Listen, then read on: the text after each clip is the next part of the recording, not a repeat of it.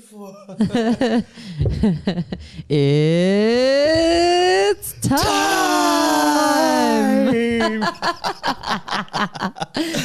Oh, what goosebumps you must get when Bruce Buffer calls out your name for a title fight, huh? That's it. Well, I mean, that's the aim. That's the goal. Between that and making either like Joe Rogan or DC or Dominic Cruz or, any of the guys on the mic have to explain what a drop bear is. I think that's the goal. I think if I were a fighter, I'd so happily walk away with one of these moments. Yeah, exactly. In the commentary booth where you see that. Yeah, absolutely. So without further ado, I'm here with Danielle Curtis, the champ. Let's go. Does that mean I can take these off now? Of course. Pass them over. Wow, this is some impressive silverware you've brought with us. That's it. Maybe we can wear one each so I don't feel so out of place. I don't mind that, but I feel wrong wearing this. I haven't earned this. This is your work. That's all right. So I think there's only one place to start with this podcast. Oh, no. There's only one place to start. Where are we starting? Weight divisions. 3 that's weight divisions. Yeah, that's it. To my knowledge, I don't think it's been done before. Not at least to hold them all at the same time. Has plenty of people have competed at 3 weight divisions across their entire career, but sort of not at the same time. So pretty cool. Pretty cool indeed. Yeah. What made you want to chase 3 weight divisions? Why not just hold up 1 weight division and be undeniable in that one? Because where's the fun in that? I mean, that's already been done before. And also, I mean, like, it has been part of my amateur career, finding what weight division works for me, which is something that we all kind of go through. I think it's also because I was never... I'm not a natural athlete. To be honest, I was never athletic and I was never good at sports growing up. So even that has been a learning curve, and I've sort of then changed my entire body composition. And so I guess over time I was definitely probably competing in the wrong divisions, but made it work for me. And then, slowly been, pushing the boundaries and seeing what's possible and, moving down and then feeling good, and then things were going good, and then asking the questions, do you think I can do it? And move down again, and thought, why not try and become a champion in all of them and along the way. And I set myself that goal last year and literally been working every single day since last year to achieve something that most other people thought was impossible. So it was a pretty surreal moment being able to pull that off. Yeah, I can only imagine. What did you find more challenging, going up in weight or going down in weight? Oh, that's a good one. I'd say... Well, I've kind of just been coming down and down and down. Obviously, over the last, 7 fights, I've gone up, down, up, down, up, down. But I had started fighting at featherweight, 66. I did have a fight that was at 70 at one point early on in my career. And then I've gone, 66, 61, 66, 61, 59, 61, back down, and then now to 56. I think going up is harder because when you change your body composition, and obviously it's not like I've been doing that, a year in between. I've had 7 fights in, a year and a half. So that's not a lot of time to change. Just pause for a second. Can you say that again, please? I've had 7 fights in, a year and a half. So since February last year, and we're now in July. So a year and a half. That is nuts. That's a lot. That is a lot. And I mean, like, even just pulling off the three titles, that's from the sort of, the end of March last year through to now. So that's a very short time frame to jump around 3 different weight divisions, let alone having title fights, you know, in those as well. So yeah, it's something pretty crazy and pretty incredible to have pulled off, even just from the point of view of being athletic enough and to pull off, to even perform at 3 different weights like that. And like when you put it into perspective, MMA has the biggest jumps between weight divisions compared to like boxing. That'd be like 6 weight divisions. So yeah, it's pretty good. I definitely think every time you go back up in weight, it's harder because things like building muscle is very time consuming, and then you don't want to just put on size as in like fat and water and like, you know, things that aren't useful. You still want to be really strong, and you still don't want to just focus on strength. Like you still want to be fast, flexible, durable, all those things. So it's a really hard balancing act.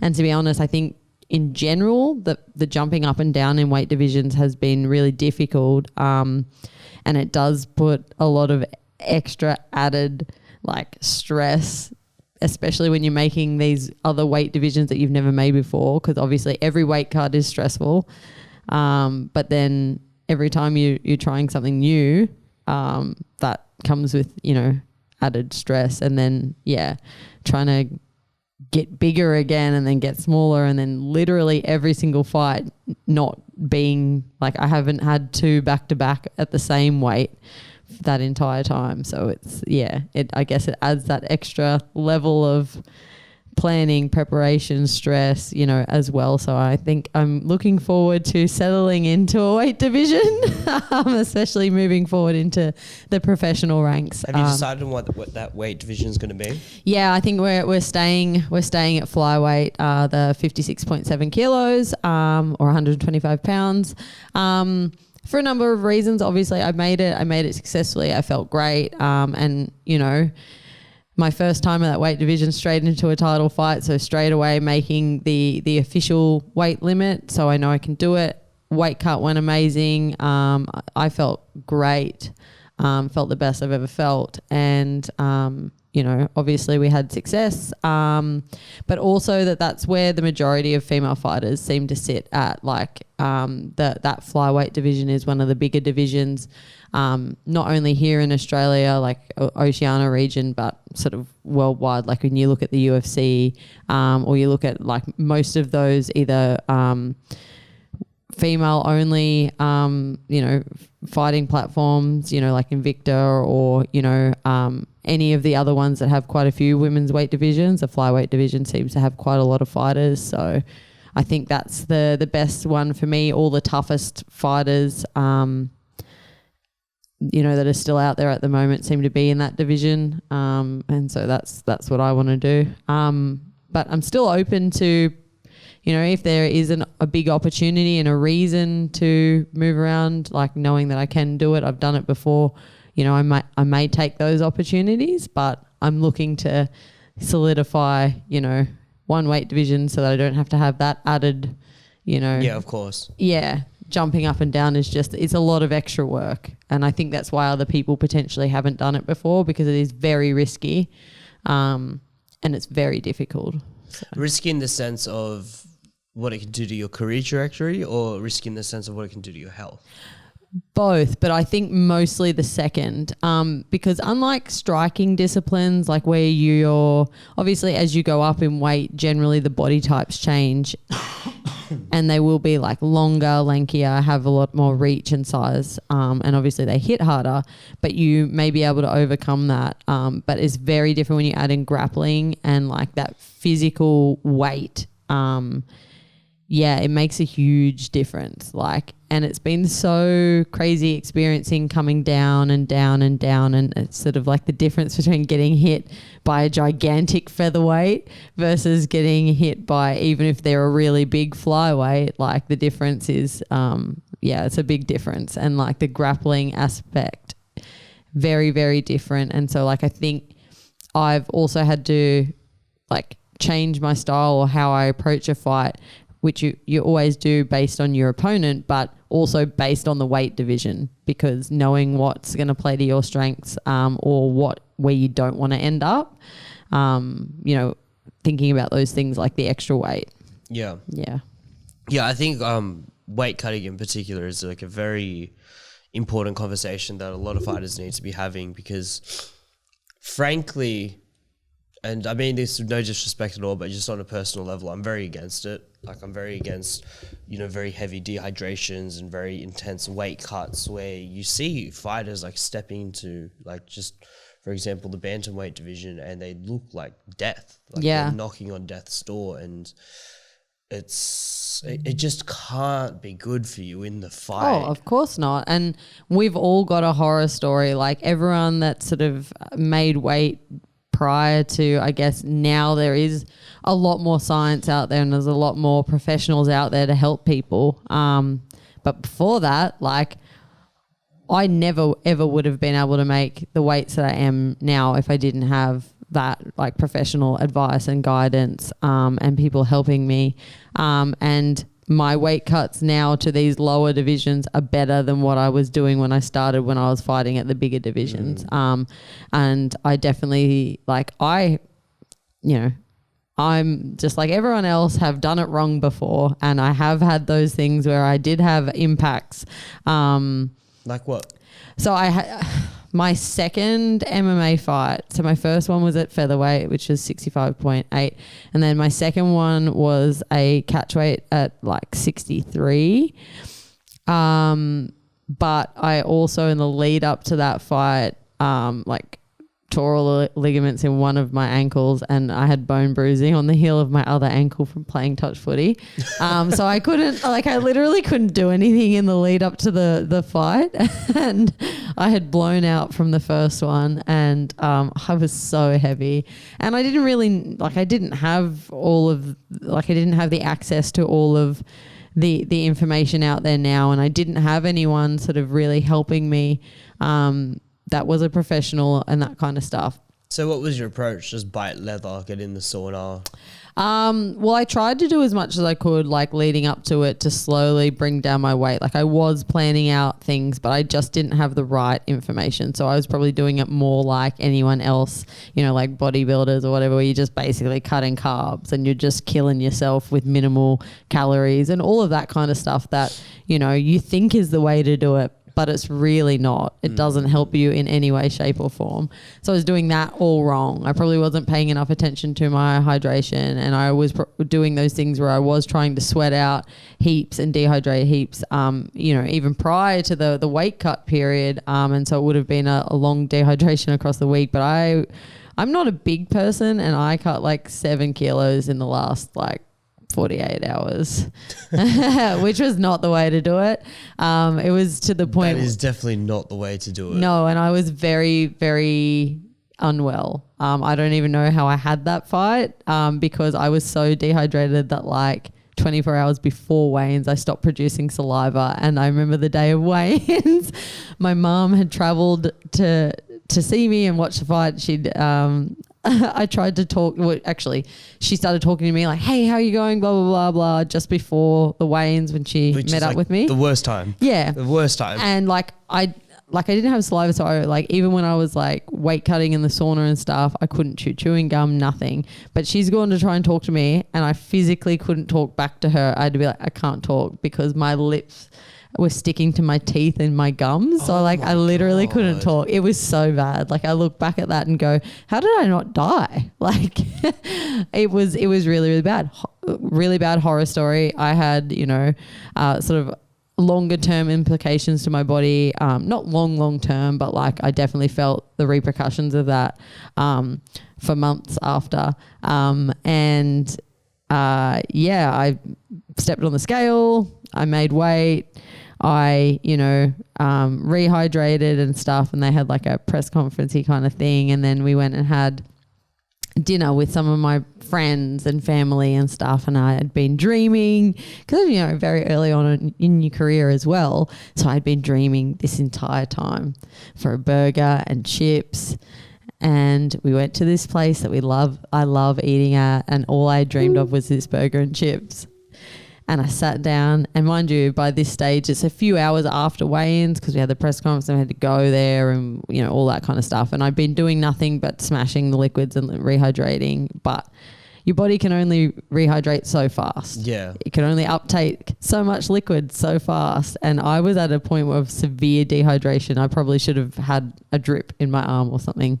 And I sat down and the first thing I did was pick up a chip, and I was so excited, and I put it in my mouth and I went to eat it, and it coated my mouth in the potato, and I didn't have any saliva to swallow, and I couldn't eat it. And I was like, oh no. And it was just the most horrifying moment, because I was just like, I sat there and I needed to cry, but I couldn't cry. Oh no. And all my friends and family are eating theirs, and I just sat there and tried to cry, because I'm like, all I've been dreaming of was this burger and chips. I can't eat it. And we had to sit there for another few hours until the point where I had enough saliva to sit and eat it, which everything was cold by that stage. And I just was like, I just want to cry. It ruined your whole fantasy. It ruined everything. But then I also I'd done a lot of reading about it. And I was like, oh, okay.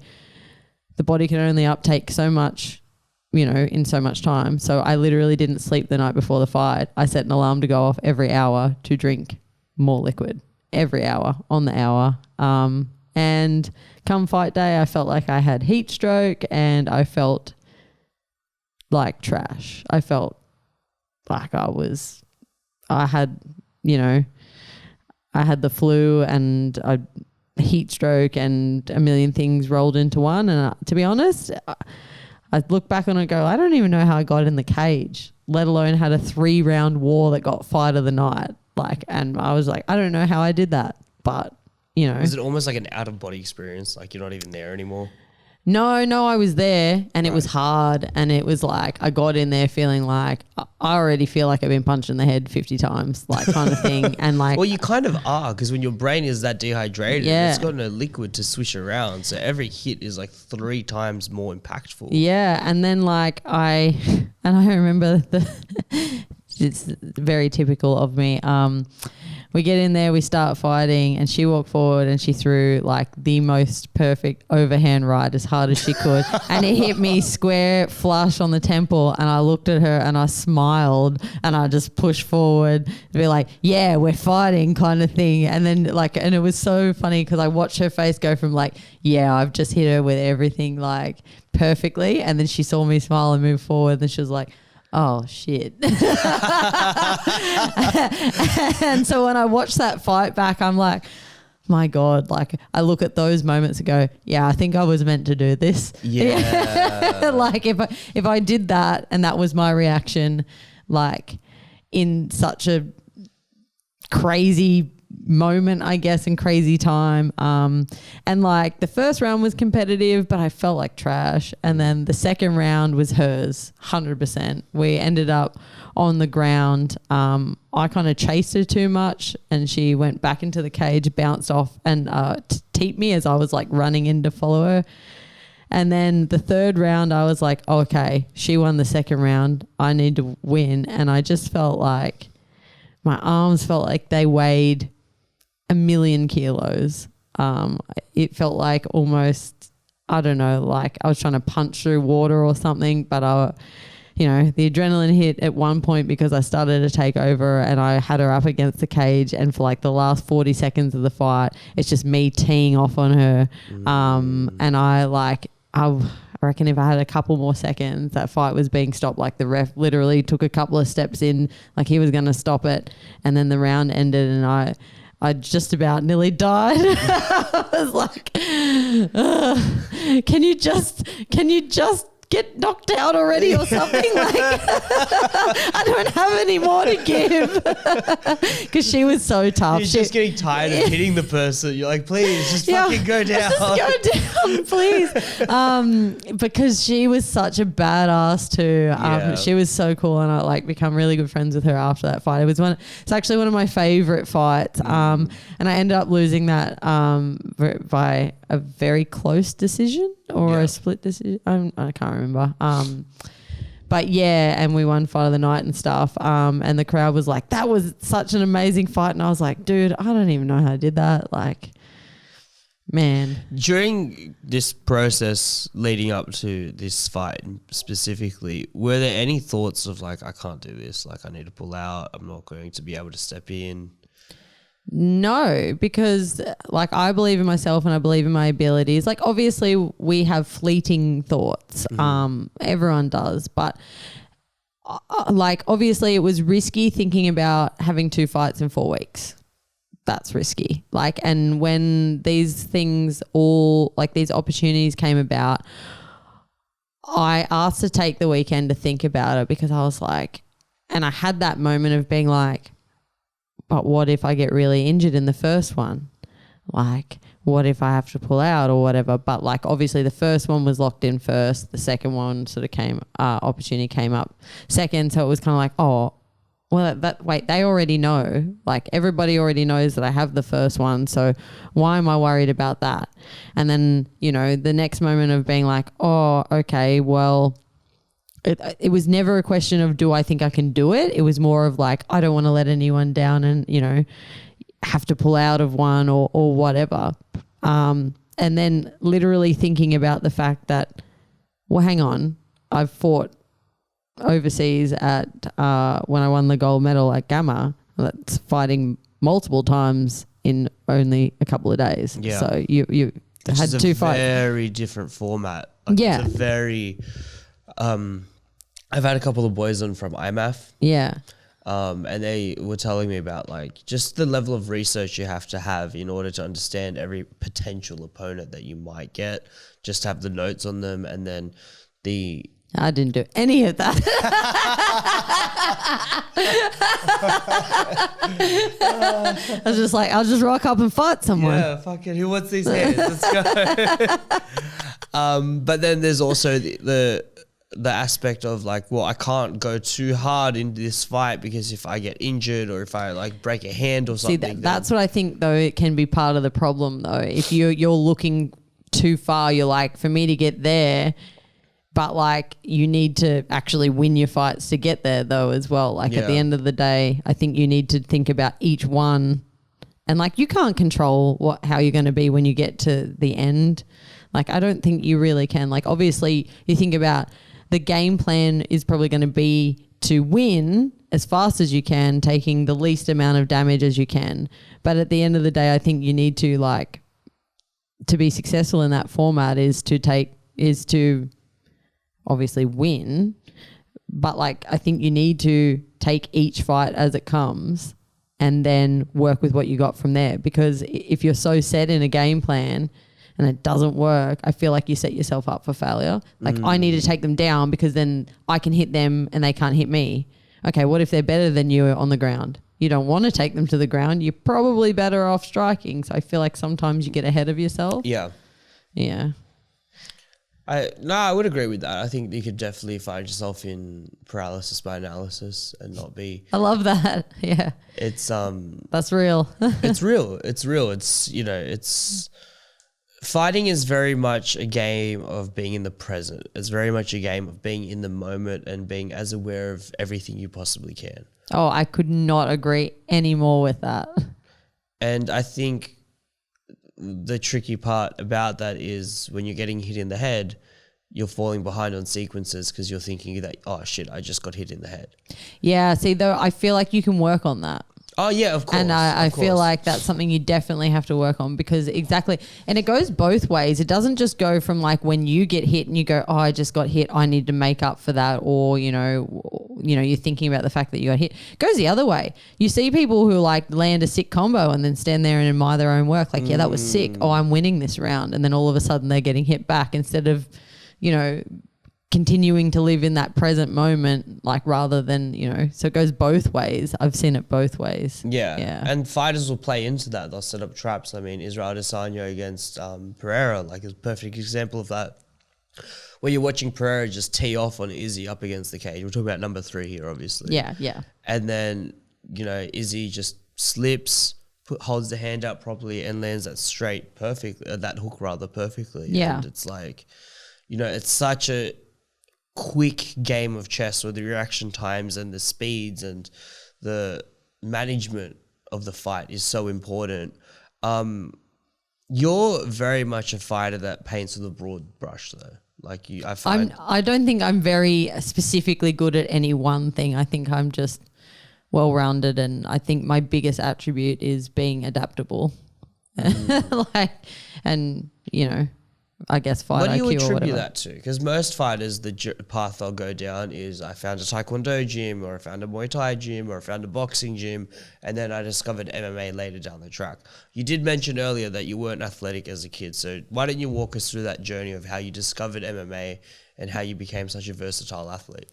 Yeah, okay. Well, you make a really good point there that I never went into a single specific discipline. I saw MMA and I wanted to do MMA. So I grew up in Hay, which is a small, tiny country town in southwestern New South Wales. Hey, Shout out to Hay. Mad love for Hay. And as you could imagine, I got every joke under the sun growing up. You go out to other places and you'd see school groups from other places and they'd be like, "Where are you from?" And you'd be like, "Hey."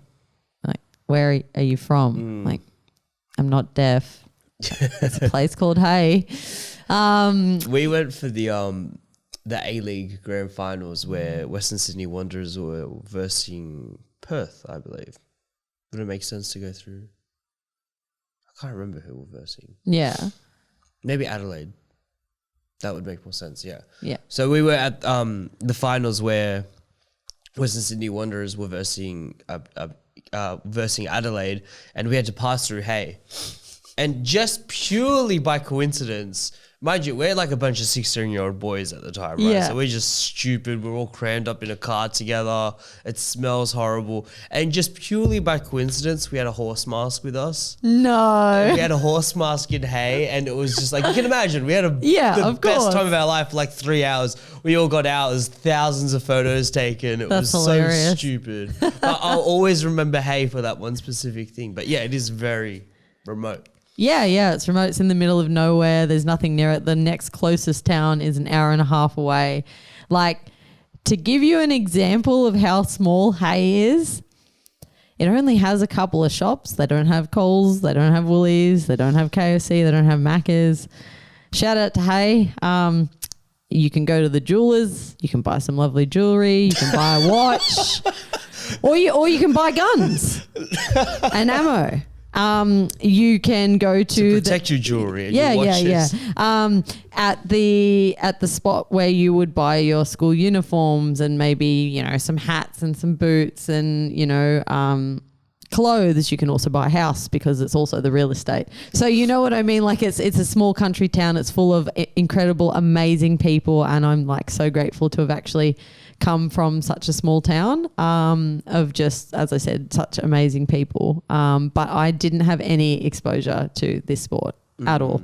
And I was trash at sport, to be honest. I'm not a natural athlete, and it's still weird when people call me an athlete because my whole life I wasn't. But I tried really hard. I tried really, really hard because I like the concept of sport. Growing up, initially through primary school, I didn't play any sport at all. Major nerd. In high school, I wanted to do it because it meant I could go to other places, because everyone who got picked for, sporting teams or, rep sides or whatever got to go play sport elsewhere, got to get out of Hay and do things. So I always wanted that. And you get a day off school because you get to go. Yeah. So, everyone wanted that. I was generally one of the last people picked, or I wasn't picked for teams. But, and I will say this, but if you look on the walls in my high school, I was actually senior girl athlete. Both years I was a senior, and it wasn't because I got any better at sport. It was because I tried really, really hard. And what happened is, obviously, small country town, small school. There's not that many people. And all the cool kids don't do sport at a sports carnival. And then the kids that are really, really good at something only do the 2 events that they're really, really good at. And here's Danielle going, "Oh, I just want my team to win, so I'll go in everything, even if I only get 1 point." So I went in every single running race, every single track and field, everything. What year is this? All of them. Oh my God, you were a nerd, weren't you?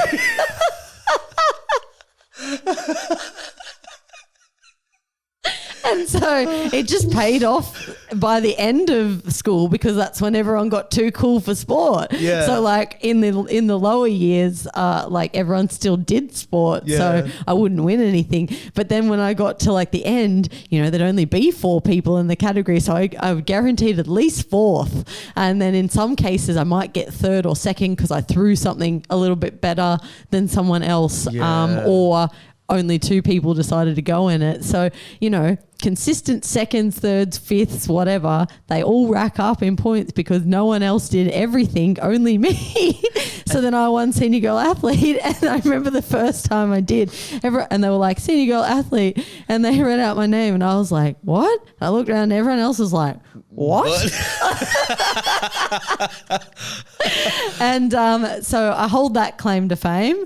But again, if I was in a bigger school, I wouldn't have achieved that. But that, I guess, like that kind of set that, like I'd already set that determination in motion very early on. And like, I guess that fear of failure was out the window because I was bad at stuff from the beginning. So I was already just doing it anyway. Then when I turned 18 and I moved from Hay to Canberra to go to university. And that's Sorry, when just pause it. In that time period, had you left Hay? Like, had you kind of experienced life outside of that? No, God, no. But like the minute I finished school, I moved to Canberra for university. So literally, like I turned 18 in the December, and January I was moving to Canberra. That's a pretty wild childhood, like to just be in that small remote area, and just that's your world, like that's your universe. Yeah. That's it. Like Hay is so small. I remember one time I was going to like leave school at lunchtime to go down the street to get something to eat because I didn't bring stuff. And you know, I went to do it one time and I got about half a block from the school and my mum rang me being like, "What are you doing?"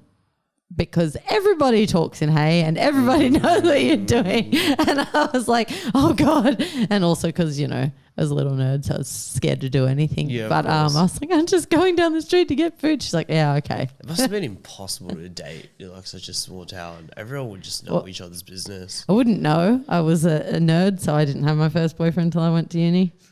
But it is what it is. It is what it is. So you go to Canberra.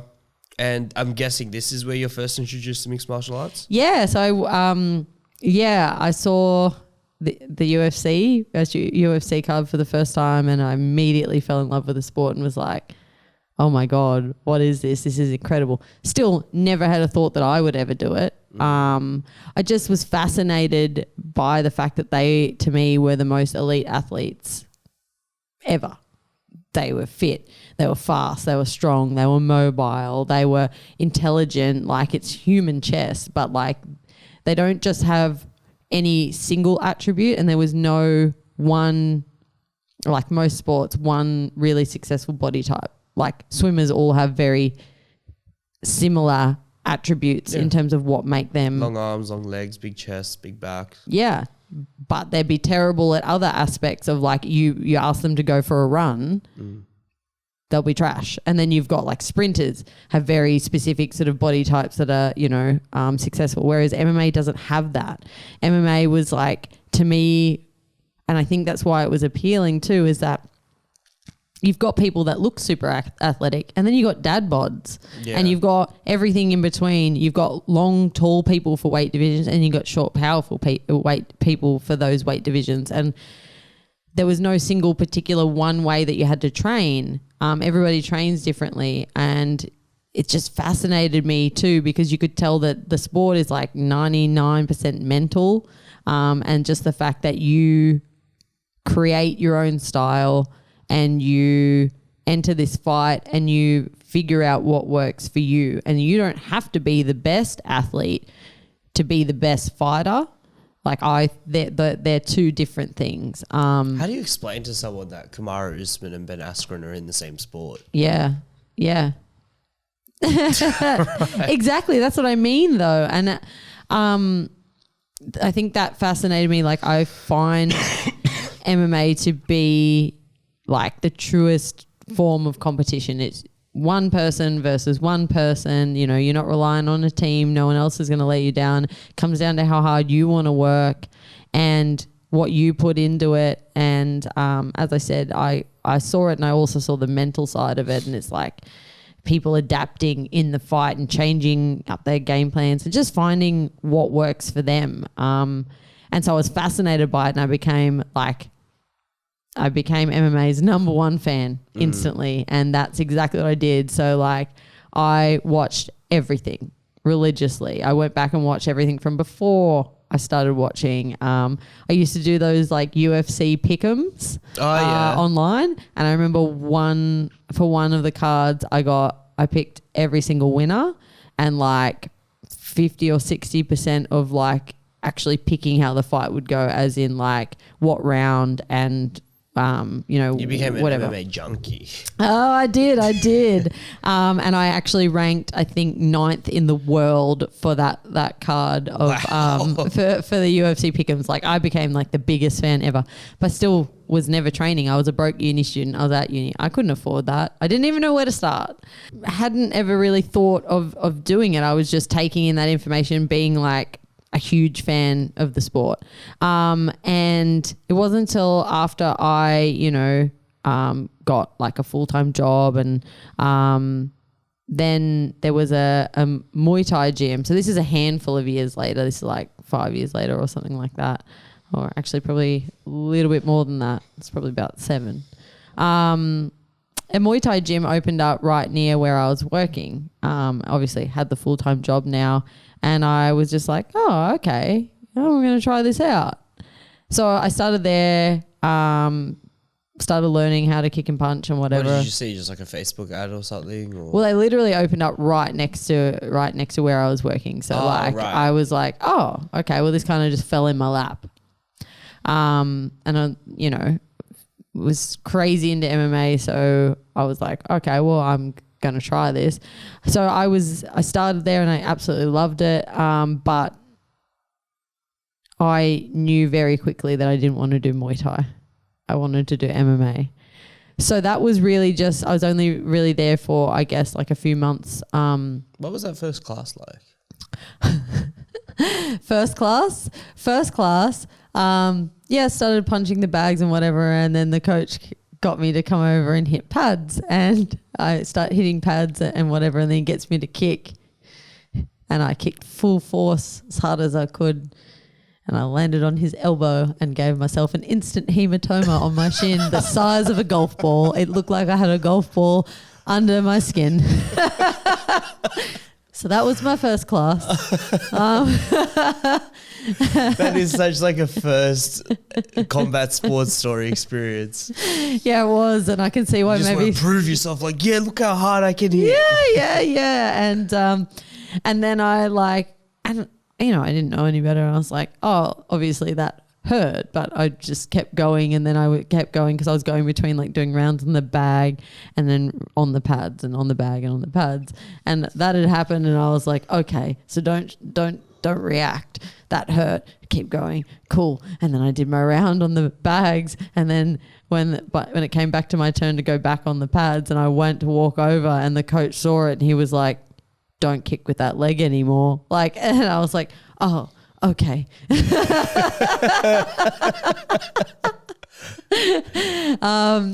So it was an interesting experience, and then I hobbled home. But I came back the next day, and then they were like, yeah, probably don't kick with that leg for, the next little bit. Just punch and kick with the other one and learn how to do it properly. So I was there for a few months, and I as I said, I realized. Did you have like any kind of, like, I know you say you didn't have any athletic background, but did you feel like you had just a natural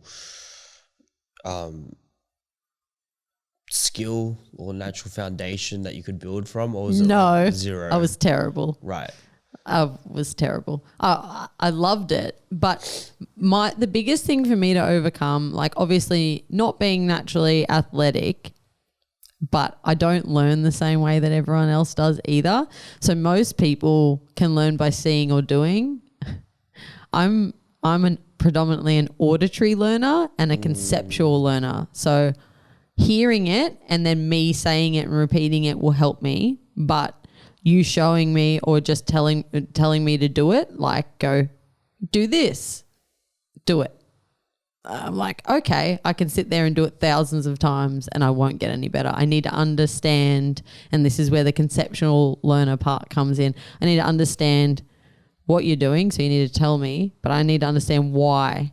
I need to understand why, what that achieves, like what the end goal is and when you would do this and how you want to exit or whatever. Like I need to understand the why and then compute that, and then I go, oh, okay, I understand. And then I'll make those changes, and then doing it, like I can do it. But even then I can't just do it. It was so frustrating early on because I would put in all of this effort and you have these people that would come in and, learn to throw a jab, and I'd be doing it for weeks and still feel like I've done it thousands of times and I don't feel like I'm getting it. And you see people come in and within 2 hours they're jabbing like a pro, and it was so frustrating.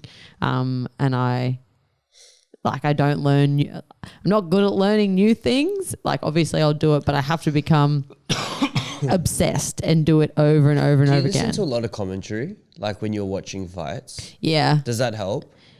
No, because I don't believe majority of the time commentators don't fight, so they don't actually know what's happening. When DC is going through like a wrestling progression in a title fight, let's say. Yeah. I think instructionals are probably better than Yeah, but again, I need to understand the why. So I actually learn better with a coach going, okay, I want you to do this, and then like obviously now I have those foundations and understanding, but initially then like I need to stop, ask you further questions. They need to give me a better understanding, and then I can go, yep, okay.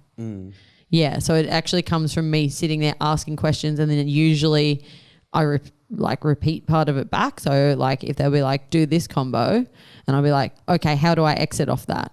Okay, is this used out in the open, or which one? If it's like a 1, 2, 3 kick or something, I'm like, so which part of the combo is the emphasis on? Coaches must be so patient with you. Yeah, so I know that it can be really difficult. But we stop. I ask the questions. They give me the info, and then I'm good. Yeah. Then I go and I will like do it and do it over and over again, and I can That's tricky. That's tricky to learn like that, because you kind of need that block of information ready to go so that you can download it and process it. The people that frustrate me the most are the visual learners that see something and just do it. Like, how? I know. Like what? I know. I wish that I could do that. Particularly with jiu-jitsu. Like visual jiu-jitsu learners, I'm just like, come on, man. That's incredible. Hey. Yeah. I'm very much like kinesthetic person. Like I need to be in the position and feel what it feels like, and have my hands like held out like that. But then once I lock that in, that it like doesn't escape ever. It's because for you would be a feeling, and you replicate that, whereas like that doesn't do anything for me. So it's really hard. Like it's really, really hard. But I feel like because of that dedication to do something 100,000 times, and I will still keep doing it even after I feel like I'm proficient at it, because I'm worried that I'll lose it, or just in general, like I'm always like I need to keep doing it.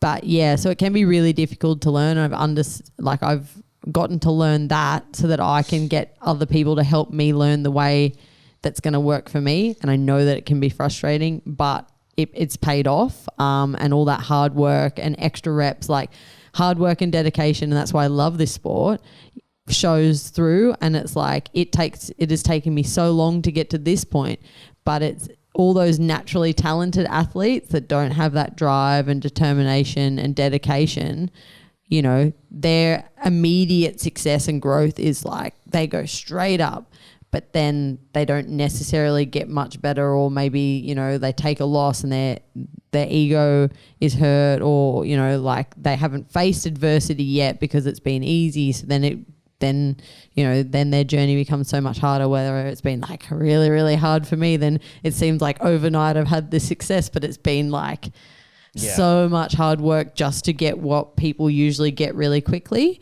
Because people are only getting the highlight reels. Yeah, 100%. They're getting the best moments. They're getting your knockouts. They're getting your belts. They're getting you pulling off a crazy moving gym or whatever. But they don't see in most cases, it's 1,000 reps. I think in your case, it's 10,000 reps behind every single movement, right? So to kind of go back to the question, we're talking about your versatility as an athlete. Obviously, you didn't achieve that just by being in a Muay Thai gym. So when did you leave and why did you leave? So I only stayed there for a few months. It pretty much was if you want to say this was like the universe's way of getting me into the sport by dropping a gym right in my lap pretty much, I think that's what you would say, because as I said, learned pretty quickly. Don't want to do Muay Thai. I want to do MMA. But it got my foot in the door. And as everyone knows, the combat sports community is really, really small. Once you got your foot in the door, everybody knows everybody or knows someone. And so that actually just led me to finding my first MMA coach. And, I'm still friends with the coach from that original Muay Thai gym, but like he could see it in me straight away that it was like, oh, you clearly want to do MMA. Like, I can't give that to you. Yeah. And so then I found my first MMA coach. I trained for a little while, probably not long enough before I jumped straight into fighting. Wow. How long are we talking? I think all up, when you include the Muay Thai and my MMA training, probably less than a year. Wow. Yeah. Because the other thing too is I didn't have time on my side. I didn't start training till I was at the end of being 25. So like very late 25, I think, is when I started training.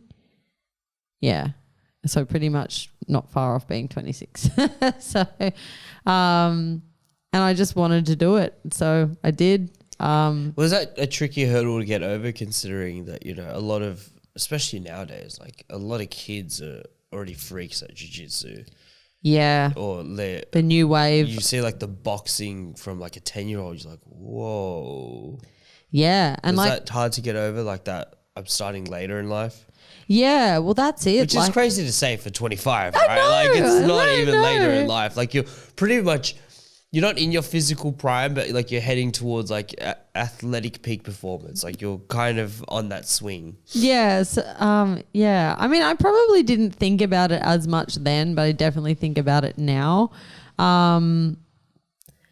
Yeah. I think it was just one of those things. It was like, well, I can either sit around and cry about it, or I can just go for it, because I can't do anything about it. I can't go back in time.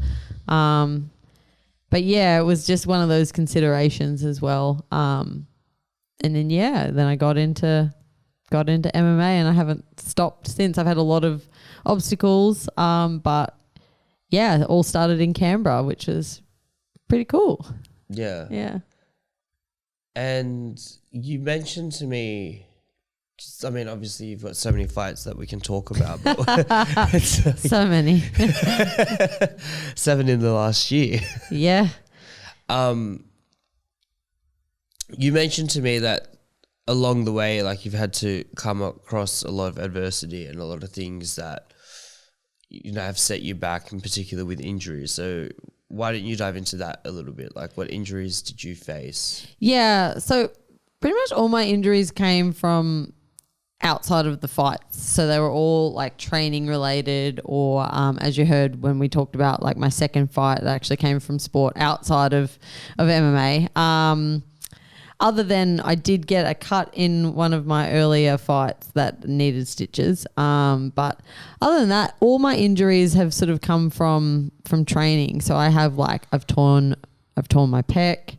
I've messed up my neck really bad. I tore my shoulder last year. So within this period of time where I've had 7 fights, I've done. How'd you do your shoulder? In training. So what happened was I was actually doing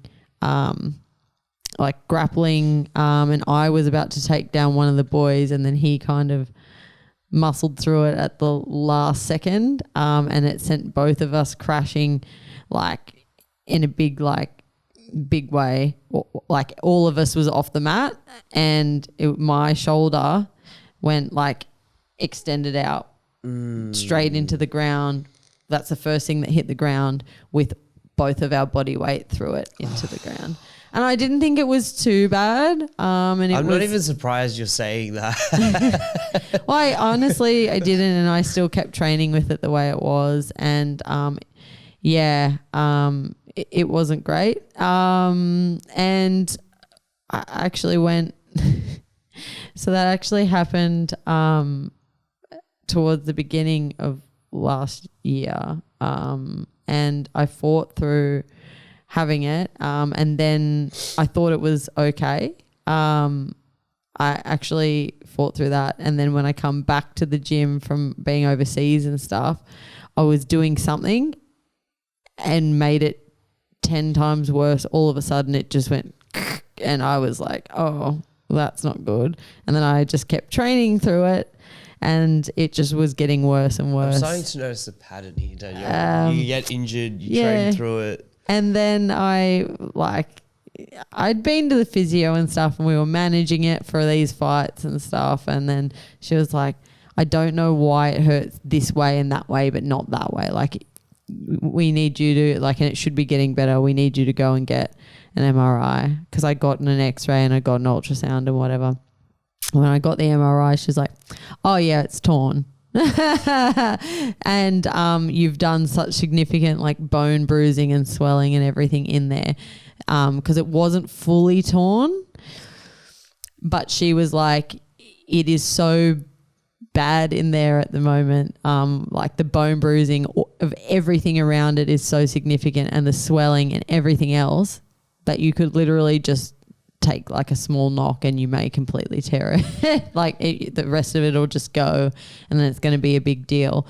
So, and I was like, oh, cool. I have a fight that's a rematch on the biggest, card in Australia in a handful of weeks. And she's like, cool. Well, you're not allowed to use that arm to do anything for 8 weeks. And I was like, oh, well, it would have been 6 by this stage, because we'd already like stopped using it for like a week and a half to 2 weeks by that stage anyway. She's like, yeah, just stop using it. Something at the moment? No, she didn't make me wear a sling, but she was like, just don't use it for anything. So then she's like, yeah, so for the next 6 weeks you can't use it. And I was like, but I have a fight in like 8.5 weeks. And she was like, okay, you can't use it for the next 6 weeks. And I was like, oh, okay.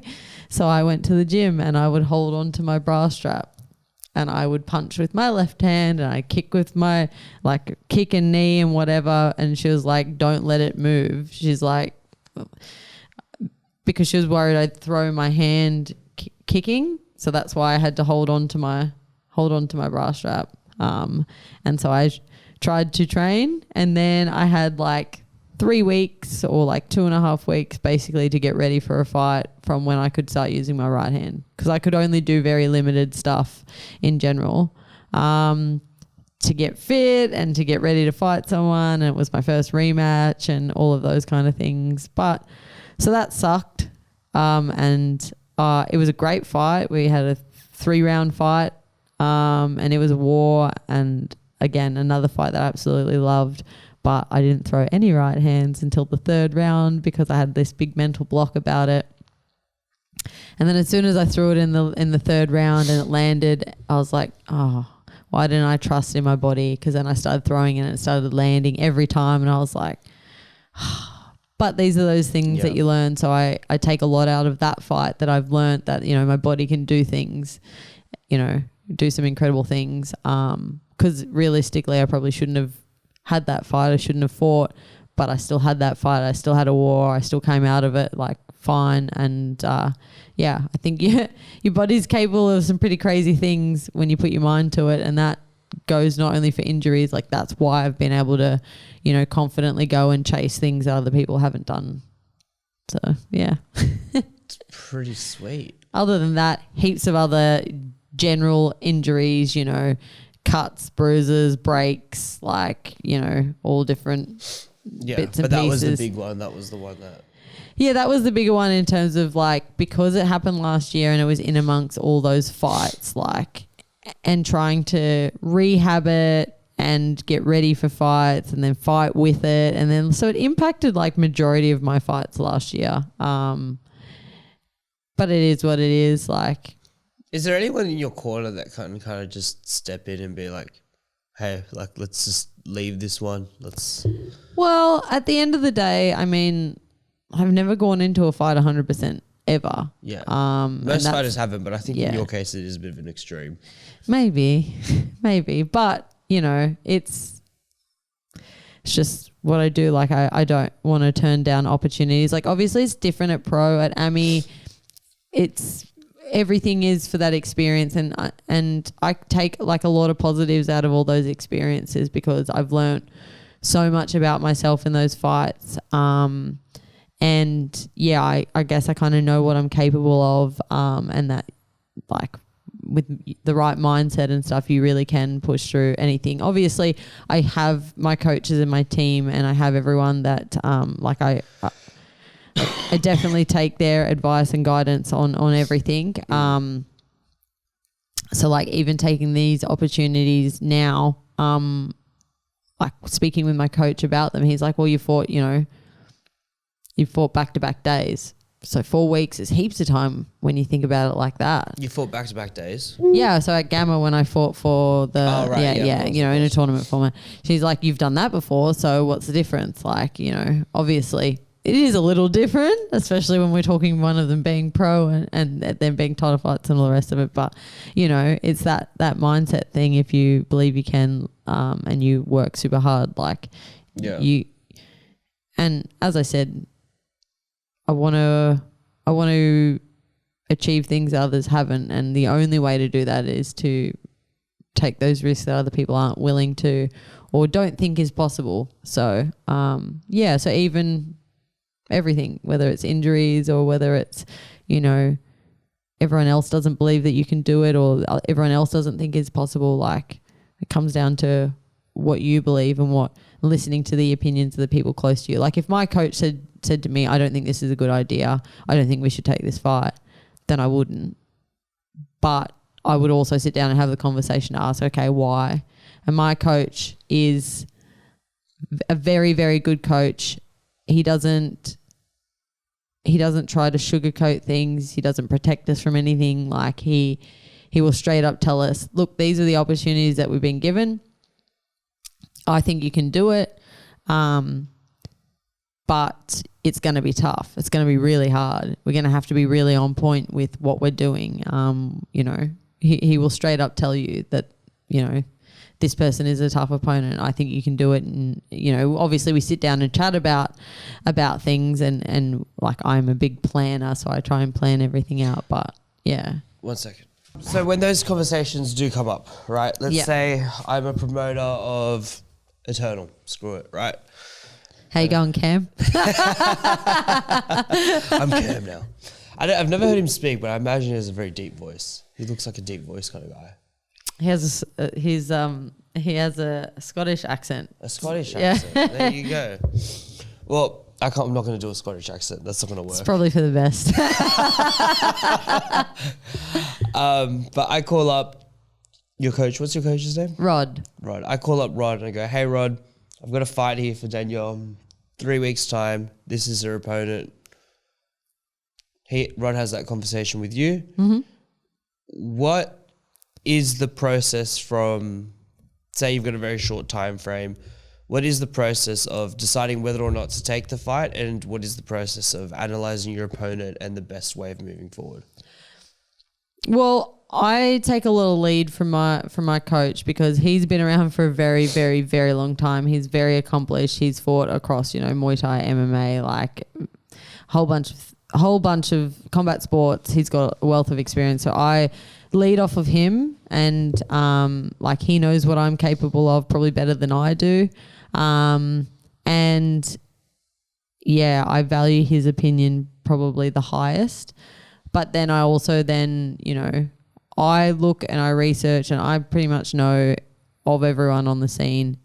He does too because he's so involved. So it's not always like we probably don't have to do as much like research because we know most everyone on the scene and you know the gyms and the trainers and all of that. So again, I sort of take a lot of lead from him, but we'll obviously have a discussion and then I'll talk with my team about it. So obviously I talk to my dietitian, Ryan. He's the dojo dietitian under the fight dietitian team. Obviously, you know, we see where I'm at with my weight. Like I'm always training. I'm always in the gym. I'm always training. I'm always eating fairly well. So, you know, that I can take those opportunities. Talk to him, talk to my strength and conditioning coach, Maddie Cass. And yeah, we could kind of collectively chat about it and just sort of make sure that everything can be done. I can make the weight in that time, can do it safely and feel strong. You know, I can have an appropriate plan because I like to, you know, strength and conditioning wise, I can get in all my training and whatever. But because, as we talked about, because I'm a well-rounded fighter, I'm not a specialist and I have that sort of skill set of being able to go anywhere.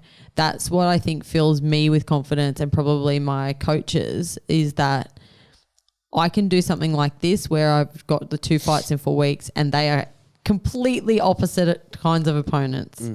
One is a tall, long, lanky striker and the other one is a shorter, powerful, like grappler.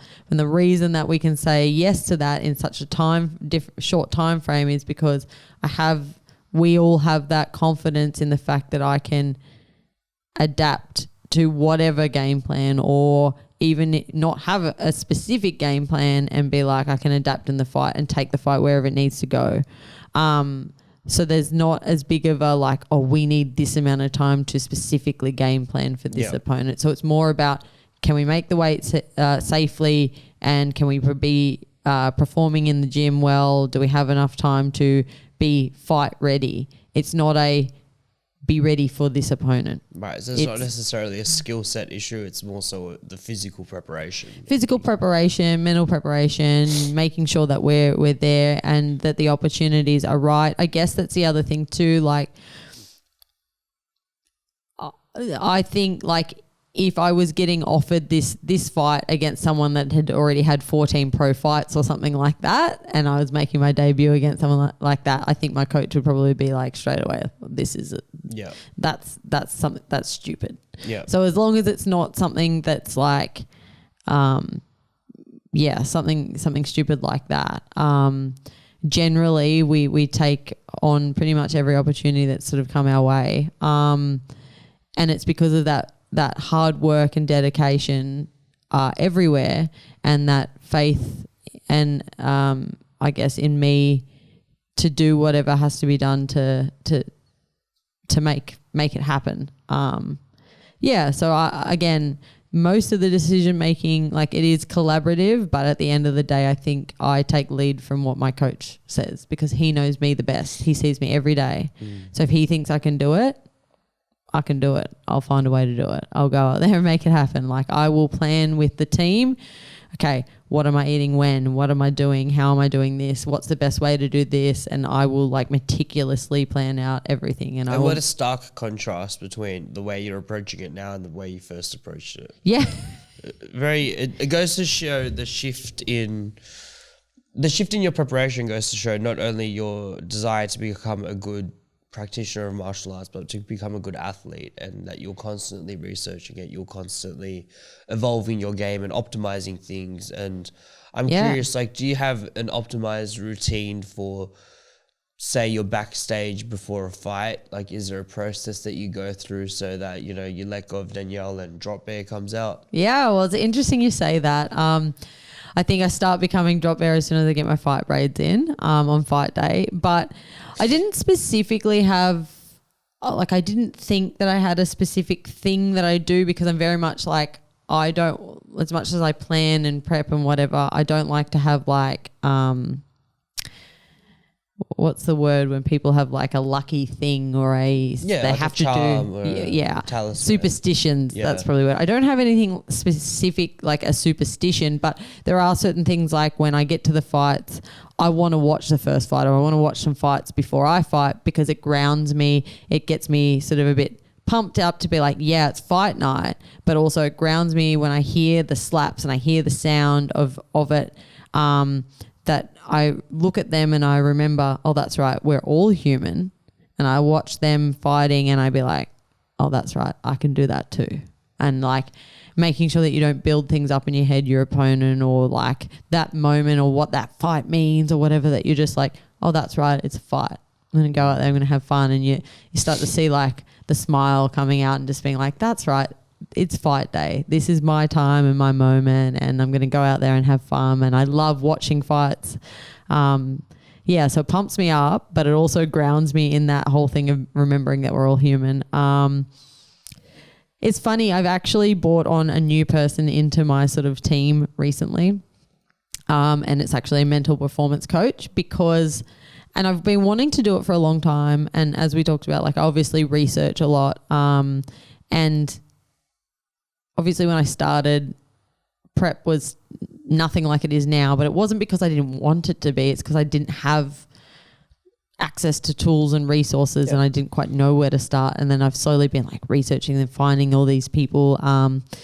And yeah, so I brought on a mental performance coach, Rob, and I've been working with him for a little bit now. And the reason I wanted to do that is that I've seen a lot in combat sports recently that people have been reaching out and sort of finding a mental performance coach when they've had issues and they're not, switching on the night, or they're great in the gym, but they're not turning it on fight night, or, they've had those post-fight lows, or generally when there's been a problem. Where are you noticing this? I've sort of seen it out there in, like, I haven't had those issues, but I've seen it a lot out there at the moment. I've seen a lot of sort of like the higher level fighters when they haven't been performing, so maybe they were sort of at the top of their career and then they've had some really bad performances and they've gotten cut, or they've,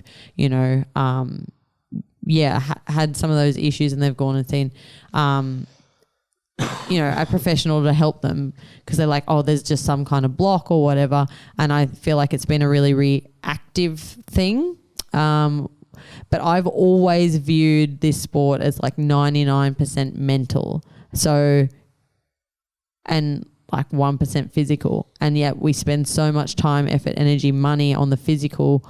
And I've always been really, really interested in the mental and how I can just make that aspect better, because I feel like I've got my team to constantly push me to become better as that athlete and better as that fighter, that I was like, okay, so how do I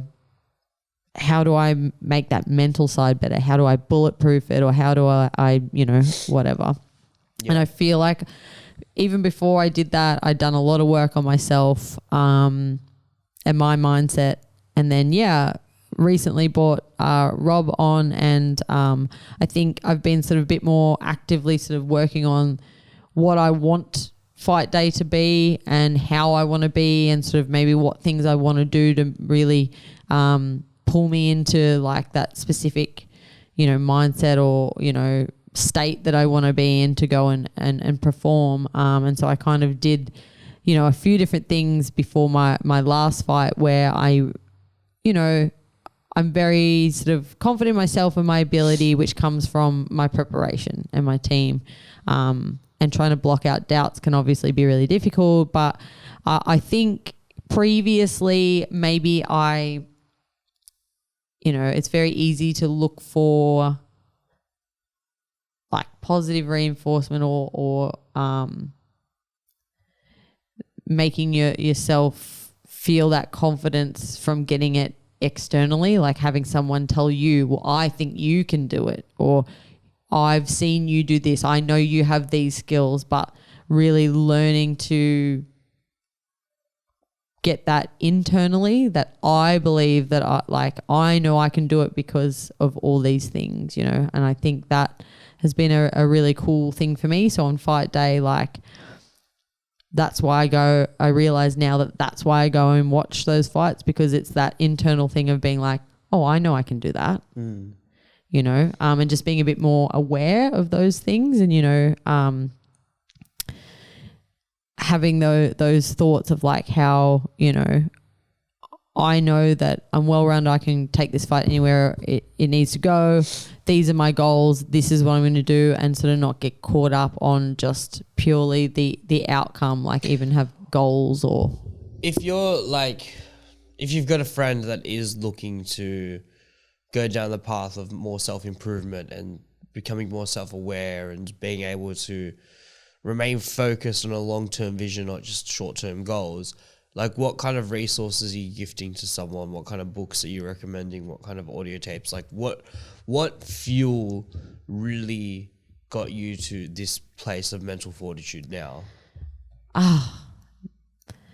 I think it's a combination. So I think it starts from, and I think it always centers back to your why. And I know a lot of people say this, but understanding what you're passionate about, why you have a goal.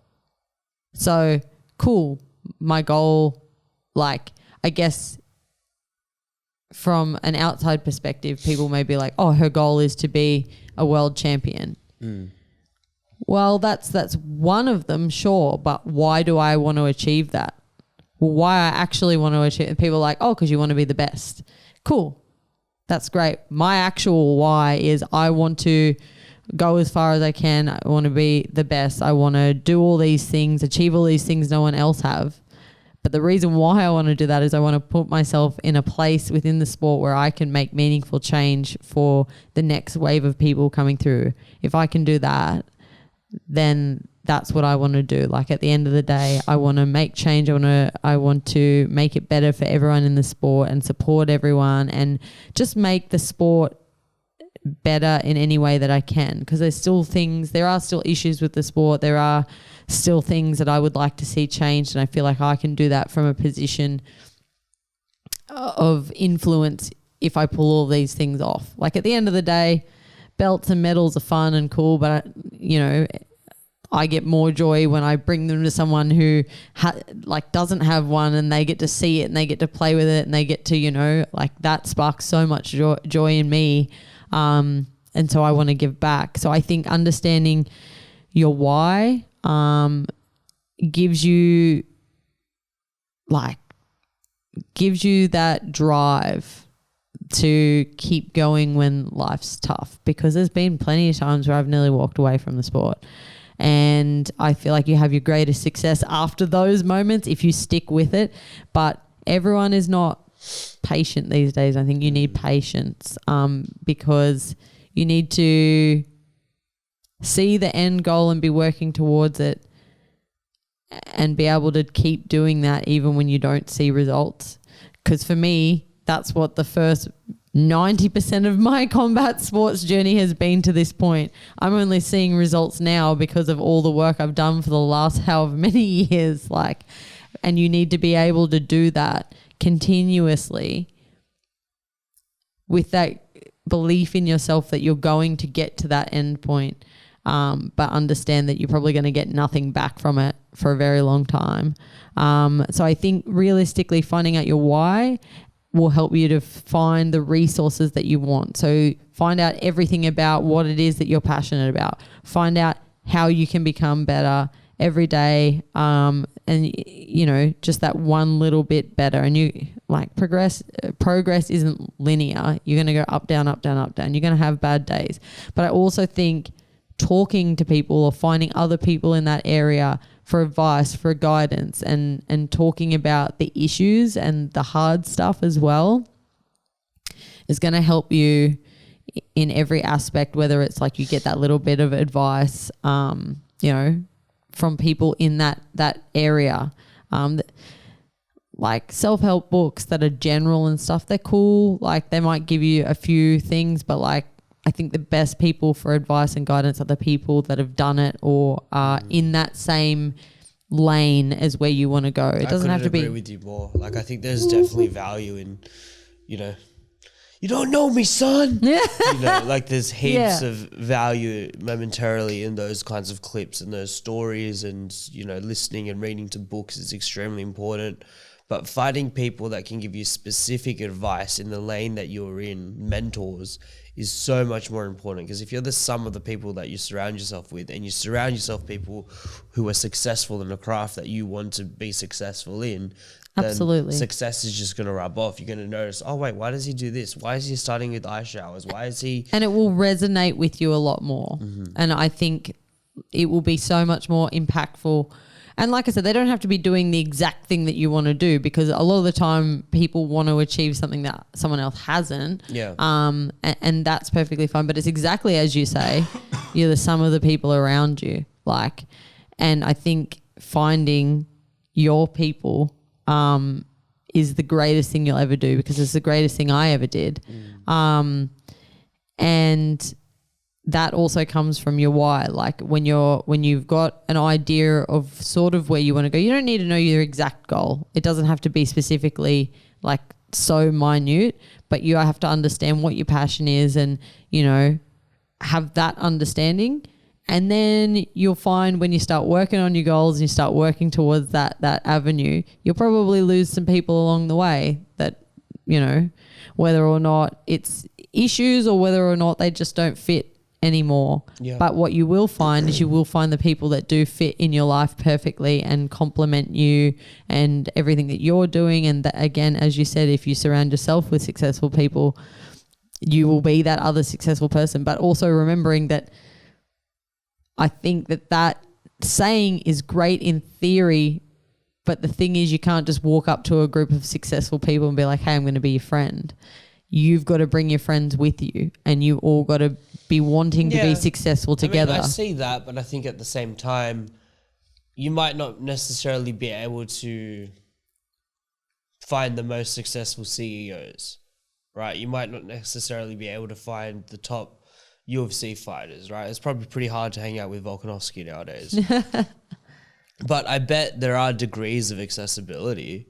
I bet you can, you know, get into contact and network and build relationships with people that might be a training partner of Volkanovski or might, you know, have some... I think it's the attributes, not the actual success. Like I think you need to find other people. Like if you're trying to be successful and you're hungry and I think it's those attributes of surround yourself with other people that are also working towards their own goals.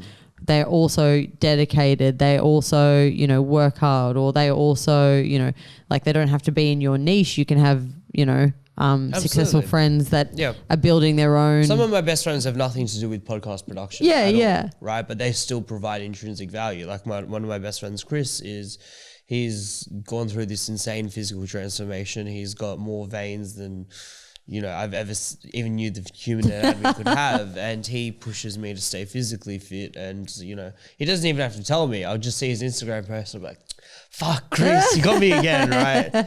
So I like having friends that go to the gym. I like having friends that I can be competitive with, and I like having friends that push me and surge me forward. And I think that's really important, particularly for fighters, because it's so easy to get dragged down. Absolutely. 100%. And as you said, like they don't have to be also a fighter. You take so much inspiration from other people doing things that you can't do, like, you know, or that you would never think to do, or, you know. So yeah, again, I think it's those attributes of, you know, having that drive, passion, determination, that drive to be successful. Like they don't have to already be successful, but if you surround yourself with those people that also are trying to, you know, actively be on their journey towards success, you will. You just can't settle. No, because that's exactly it though. It's always a progression. Yeah. Like wherever you get to, I think like that's what it is for me as well. Like I'm happy but never satisfied, because I want to keep achieving things. So, you know, I think that's it. You touched on earlier that, you know, mixed martial arts isn't a perfect sport, and there's definitely areas that we do need to improve, particularly. Well, I imagine you'd see a lot of those issues here locally, right? Yeah. So if you had a magic wand, if you had the powers of the universe to change the landscape of the sport to have a UC fit, how would you do it? Wow. I feel like that's dangerous.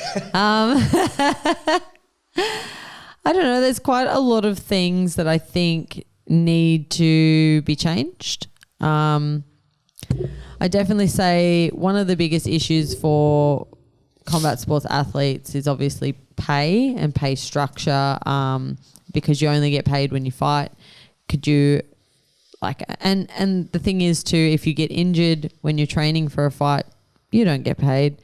Could you imagine telling Michael Jordan when he was playing, oh, okay, you're injured and you can't play this week, well, I'm not going to pay you? That would never happen. It doesn't happen in other sports. And, you know, I would like to see the pay structure change. You know, I think you should be paying fighters, like if you're signing fighters, you're paying them in general.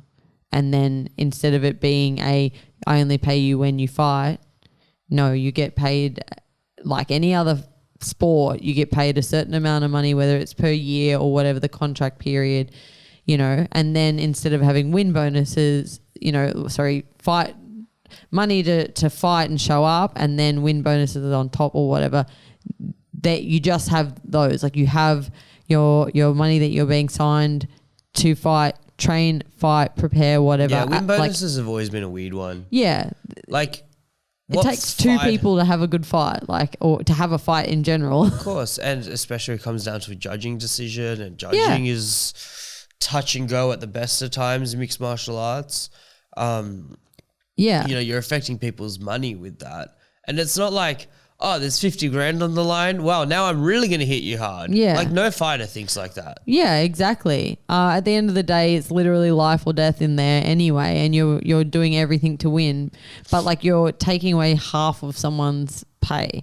So like I understand if everybody had a contract and they were being paid regardless, so when they're training, when they're fighting, whatever, for that period, that contract period, cool, you can have win bonuses on top because everybody knows what they're getting paid regardless, because then you're still, enticing those exciting fights, and, we're going to give out a certain amount of bonuses. Cool. But we need things like healthcare, because, the fact that at the moment you fight, not all of the places, not all of the promotions around the world do anything if you get injured in a fight. Some of them do, which is great, but also like the fact that you can be training full-time professional athlete for a sport, you get injured in training, you can't fight, well, we're not paying you. Like, that's crazy. The fact that we pay to get our own bloods and medicals done, and our own forms and clearances and rego to be able to have a fight, is crazy to me. The fact that, if you do any regular sport, say you play NRL in Australia and you make it to the top level of the NRL, as soon as you sign that contract to play in a team sport, where you don't even technically have to play, they pay for your food, they pay your dietitian, your nutritionist, your physio, they pay for your training. You don't pay to train. Fees. Yeah, the coffees. They pay for, if you need mental coaching, or, they help you find sponsors. They, you get all of that. We pay for that out of our own pockets, and then they get a salary on top of that. So I think number one is like fighters. Who do you think is the? Sorry to cut you off. No, you're good. I'm just curious. Who do you think is the party in everyone involved responsible for that? Should this come down to management agencies? Should this come down to promotions? Should this come down to gyms? Should this come down to coaches? Like, where are these resources going to come from? I think that's the question that everyone's asking. Yeah, so I think it has to be a collaborative effort, because I actually think everybody in the sport kind of has to play a role, but it has to be something between fighters, management, the promotions, and I actually think the overarching officiating bodies need to play a role in it as well, because at the end of the day, they all get paid, for officiating as well, but the athletic commissions and all of the regulatory bodies that regulate the sport in terms of rules and officials, like they need to be involved as well. Because even at the moment we don't have, we have so many different rules and regulations, like that needs to be fixed as well, and everything aligned. Yeah. So what are the specific amateur rule sets that change across bodies? So, they are different, not only state to state, but the different officiating bodies within each state. So, for example, in New South Wales, depending which amateur body you fight under, some of them you can use knees to the head, some of them you can't. Some of them you can use spinning back fists, some of them you can't. Like there are also lower, there's different classes of amateur rule sets. So some of them you have to wear like the 7 or 8 ounce training style gloves and shin guards. Some just those gloves. Some of them, like the lower ranked ones, you can't even do ground and pound to the head. You can only punch them to the body, which I understand is like if you want to have your first fight, you know, cool. But like even when we're saying the highest level of your amateur rule sets different between the different officiating like organizations or approved amateur bodies, even within the same state. And then state to state is so different again. And then even the requirements that you need to be able to fight are different. So if you're fighting in different places too, like some require just a bloods and medical, here you go. Some of them you have to be registered with Combat Sports Authority. Some of them you have to get a CT scan. Some of them you have to get a COVID test. Like some of them they're so different. And so like it's really difficult. And so like you can fight on the same promotion and maybe they've used a different officiating body and the rules that you're fighting under is different. So I think that needs to be aligned. I think, look, I'm okay with the judging criteria of MMA. My issue is that a lot of people don't actually understand it. And I think that there needs to be more emphasis on being a bit more transparent on how people become officials, having some, like I feel like you need to demonstrate some form of understanding, and I think there needs to be some accountability as well. If there are really bad decisions made, but unfortunately I think some of the uproar, I think there's a lot less bad decisions than what media and people think. There's a few things I don't mind. I don't mind open scoring. I understand why some people don't want that. But I also don't mind One Championship's way of doing it where they judge a fight as a whole. They don't judge it round by round. That's based on damage. So I'm okay with those. It's okay. It's a bit of a slippery slope. I think... Well, I actually find there's less bad decisions so? in one's MMA, specifically their MMA. But I'm okay with the current format. My issue is like you need to still have some transparency and accountability because I think that's what makes everyone in the sport really annoyed, is that when there is a bad decision made, or there never seems to be sort of that accountability step after or transparency. Izzy made a very good point about that. In that, I think you spoke about after the Kai Kara France fight, that the referees the judges that scored that decision should be doing post-fight interviews and talking about why they made that decision and making it crystal clear as to the criteria as to why, because I think the vast majority of the fight fan community, we saw that as a very clear Kai win. Yeah. And the other thing too is I think it would be good to even hold those kind of things to help better educate the fan base, because the fan base I find don't actually understand the scoring criteria that well. And it's hard when one of the biggest promotions in the world used to put on the screen, or the judges look at striking, takedowns and octagon control. I can tell you right now that those words, octagon control, do not exist in the scoring criteria or the rules. That's a made up term that they use, you know. So I think a lot of people don't understand actually how the scoring criteria is written and how it's meant to be applied. So I think also that some people don't understand that when we see significant strikes on the screen, that's literally any strike. It can be that hard. that doesn't. So if you do 50 of these also and I drop you with one hard right hand, like I've done more damage than you have. Yeah. You can have 100 of those strikes, and if I drop you, I'm winning that round. I think maybe more needs to be done to educate people in the sport. So there's not as big of uproars, but I still think that transparency around having to say why you did something. However, I do also understand that because there's such a small pool of officials, those officials probably did 8 fights that night.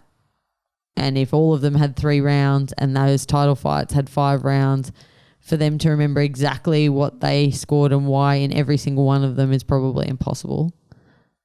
Perhaps, but I mean, that's like saying there's no way a nurse is going to remember, what their patient did at 2 p.m. that day, but they write notes. Like, yeah, but that's what I was going to say. That's the accountability and the transparency is that you need that accountability on why you made a decision. At the moment, there's nothing.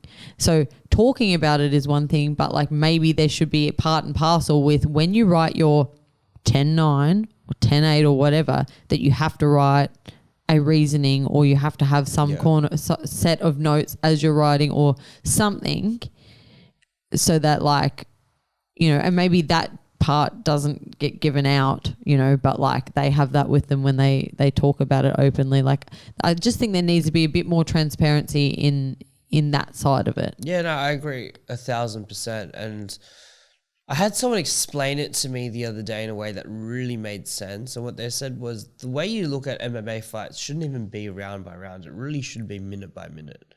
If you look at 1 minute of fight time and you break down each round, whether it's a 3-minute round or a 5-minute round, you can get a really good idea on who's actually dominating. Because, of course, when you see Alexander Volkanovski on top of Islam and he is just grounding and pounding at the end of round 5, it's that Nate Diaz effect. It's that thing of, oh, wow, he's about to finish the fight so strong. Look at everything he's done. And I've gone and watched back that fight now and I'm like, I can see how Islam edged it now. Because the emotions aren't there. Like, it's tight enough where you can't get mad at an Islam decision. Well, you've said my biggest thing and my biggest annoyance in the combat community is that if you can say it was close, it's not a robbery. I don't care who, course, that's one of my biggest things is that, like, if you can say it was close, then you can't get mad if it doesn't go the way that you think it goes. If it's a clear win and somehow the judges have gone the other way, then I understand. But, yeah. Do you follow Verdict MMA? Yeah, I do. What do you think of their approach? I, again, think the issue with people using Verdict to illustrate a point is that I still don't believe that the majority of fans understand the scoring criteria, understand how something is meant to be judged or why someone judges something or, But isn't that kind of the magic of it? The fact that they're not using scoring criteria. They're going, that guy is beating up that guy. Oh, that girl just kicked that girl in the head. Like when you watch a fight with the naked eye. But my issue with that is there's a particular way for you to win the fight. That's like saying, I just kicked the basketball out of the courts. I get 3 points. But that's not the rules of the game. The rules of the game is this is how you win. You knock someone out, you submit them, or you do as close as you can damage still to be refereeing and making sure everything's on board. My point is that. But you're saying that these people are making decisions when I'm saying they don't necessarily understand the scoring criteria to be the person to be able to make that decision. So you're just asking people to make a decision.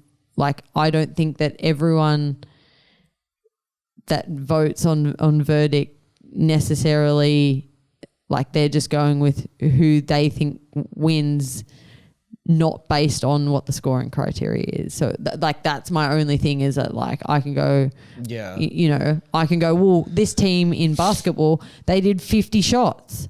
Why does that team win? That's not right. Oh, because they only did 30 shots. Yeah, but they were all 3 points. Okay, they were twos. I could see that, but again, I think there's the intrinsic difference is we're talking about a fight. Like, generally speaking, most fights, like, Yeah. I can watch 10 NFL games, be really entertained by it, and still not know what the fuck's going on. I can watch anyone fight, and I'll be like, oh yeah, that guy's winning for sure. I get when, particularly when it comes to jiu-jitsu and wrestling, that's where it gets a lot trickier because you have to have a nuanced eye to pick up, like, oh, Kimura, oh, there's an omoplata, oh, there's head you have control. to have an understanding. There has to be a nuance to it, for sure. And it's not a perfect system. But it is interesting because I do find myself often going through their cards and going, yeah, it's pretty on the money. Yeah. Like I think when it's those close fights and stuff though, like I take verdict with a grain of salt, and I'm just saying that purely because you've got to remember there probably are a lot of educated people voting on verdict, but there would be a lot of people that aren't. And then as you just talked about, that don't understand those nuances. And if you haven't fought to, like, there are things that look or sound a lot worse than they are. So when it's a close fight, you know, people hear the big slapping leg kick and they're like, oh, that was hard. And then someone throws one and it's just a thud. And if you've been kicked before, you know the thud one does a lot more damage than the slapping one. But like when you watch that as someone that doesn't know, you know, and that's an issue too potentially with the officials too. Like if you haven't been in the sport before or felt those things, that you are also probably not judging, you know, those sort of things. I think verdict majority of the time is pretty in line with what everyone thinks, but I take everything on verdict with a grain of salt just purely because I don't think that they're using the scoring criteria, which is the rule set, which is this is how you're meant to win the fight if you can't stop it. So like you need to understand the scoring criteria to understand how the judges will give you the win if you can't get it done. But there's also an issue within the scoring criteria as well. Like a lot of the rules that were implemented in there were just when the UFC in particular were trying to get things on board with certain fighting commissions in certain states. Absolutely. Like the rule sets themselves probably need an overhaul. Oh, I 100% agree. And the rule set is, again, very separate to the scoring criteria. But I think overall we could overhaul all of that. I was more just sort of saying that, like, you can't get mad if you think someone won a fight but they weren't doing the things that are in the scoring criteria to win the fight, because those are the rules on how they would get awarded the win. Yeah. But I agree, like there's some ridiculous things in the rules and in the scoring criteria. Like I feel like any kind of sport where it is you've got a person making a decision and judging, there's room for fuckery. Yeah, absolutely. And they could absolutely be way like worded more clearly. I think they definitely leave a bit too much up to interpretation of that judge. The other tricky part is just watching it live. You know, I mean, I'm sure they have like a slow-mo replay and stuff like that. The judges don't watch the footage. They only look at it live, which means they're all seeing. Really so that's what I'm saying. Like when they're close fights and they're fighting right in front of me and I see, you know, you hit the other guy cleanly, right? But the judge over there or the judge over there has, you know, an obstructive view and you've thrown a short, sharp uppercut that's like rocked him, right? Well, I can see that. You've clearly won that round, right? But they may not have seen that.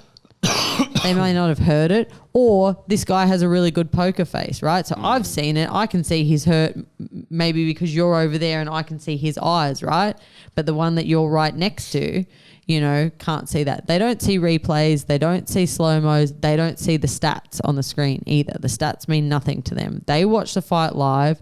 They score every round. They also don't sit there with the cards in front of them going, like when it's one of those title fights, oh, okay, that round was close. I think overall this person's winning. What did I score those other 2 rounds or 3 rounds? You know, they don't. Every round is a separate one. Yeah. Every round they write down who they think, they move on, they reset, they watch the next one. Like it's not an easy job. It's a taxing job.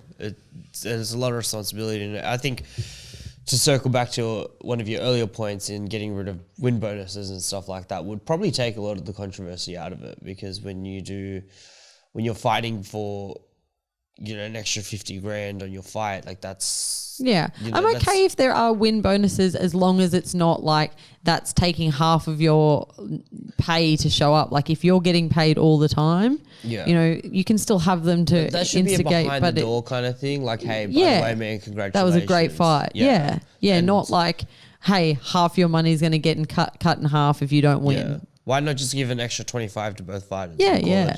If you don't already know, pretty much you can find me on any social media as just by searching Drop Bear MMA. Obviously, Drop Bear being my fight name. And check it out. Stay up to date with what I'm doing. I appreciate every single one of you that has come along on this journey with me, whether you've been here from day one or you've just started following me right now. I appreciate all the love and support. Thank you very much, guys, and we will see you next time.